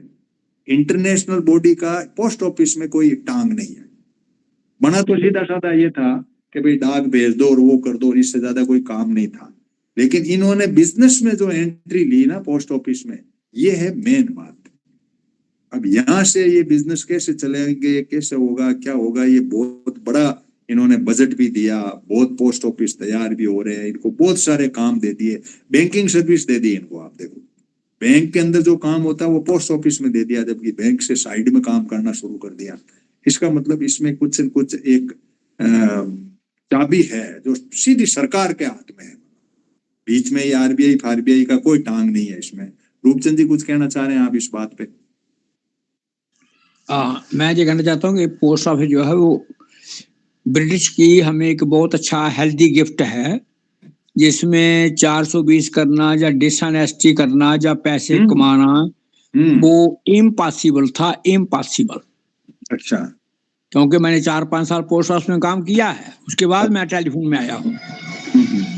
तो जहाँ पर हमारे यहाँ क्लास थी ये होती थी कि यूसीआर, कि अगर आप काउंटर पर बैठे हैं टिकटों में या कहीं और भी, आपको पैसा ज्यादा आगे हैं तो आप उसको डाल देते हो अनक्लासिफाइड रिसीट में, जेब में नहीं डालते आप लोग। उसके बाद अंदर का जो चेकिंग होती है, कई बार वो सब चाइल्ड लेजर चेकिंग बोलते हैं, ये है वो है, वो हर एक अलग अलग ब्रांच की टाइप होती है कि टिकटा कितनी भी उसकी चेकिंग करो, रजिस्ट्रियाँ कितनी है उसकी चेक, पार्सल कितने उसकी अलग सा करते हैं वो। तो उसमें कहीं अगर आपका अकाउंट्स में गड़बड़ी मिल जाए, देखते हैं यार कहीं देखो हनुमान जी ने यूसीआर में नहीं डाला हुआ, पड़ा यूसीआर में अगर आपके पैसे मिल गए तो आपकी सर्वर से बच गई। नहीं रूपचंद जी, मैं आपको बताऊंगा, बजट मुझे अब याद आ रहा है, क्यों पहले ये बहुत पहले बिल पास हुआ था, उसमें एक मुद्दा छिड़ा था कि भाई इंटरनेशनली तस्करी में ये अफीम वगैरह ये जो है ना, ये पैकेट आ जाएंगे तो क्या करेंगे। तब इन्होंने कहा कि हमारा एक आदमी चेक करेगा। तो कहा भाई कौन होगा वो आदमी चेक करने वाला? तो भारत सरकार का नियुक्त होगा। तब मैंने कहा यार ये मंगाते रहेंगे पैकेट और इनका ही आदमी है ये। उसी में एक मिनट उसी में ला देता हूँ मैं कि अपने यहाँ होता था एक, उसको क्या बोलते थे, खास बोलते थे, सीआईडी यूनिट बोलता था, स्पेशल होता हर पोस्ट ऑफिस में वो सीआईडी यूनिट। जो भी उनके पास सीआईडी की इंफॉर्मेशन होती थी वो उस लेटर को वो उन वक्त उस वक्त होती थी स्टीम को, स्टीम से लिफाफा खोलते थे और उसको पढ़ के दोबारा डाल करके वो गुंद लगा के छोड़ देते थे उसको। ऐसे वो पार्सल को देख लेते थे वो।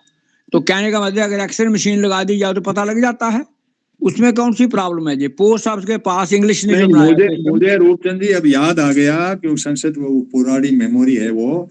इस बात पे बड़ा डिस्कशन चला था कि तुम्हारा कोई पार्सल आएगा कौन चेक करेगा? तो भारत सरकार के मंत्री ने यह कहा कि भाई हमारा नियुक्त किया हुआ होगा। तो कि यार तुम्हारा नियुक्त किया हुआ से मतलब क्या? ऐसा आदमी नियुक्त करो जो आदमी उस पार्सल को देख सके।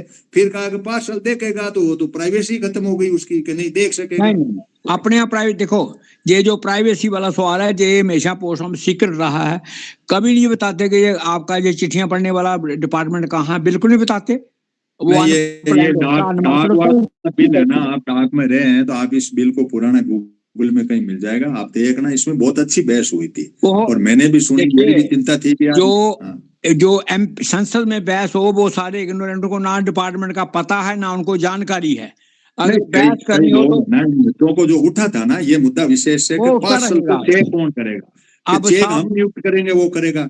तो एक मामूली अदना सा कोई आदमी नियुक्त करेंगे ये उसको ऑर्डर करके कि तू जा इस पार्सल में क्या है।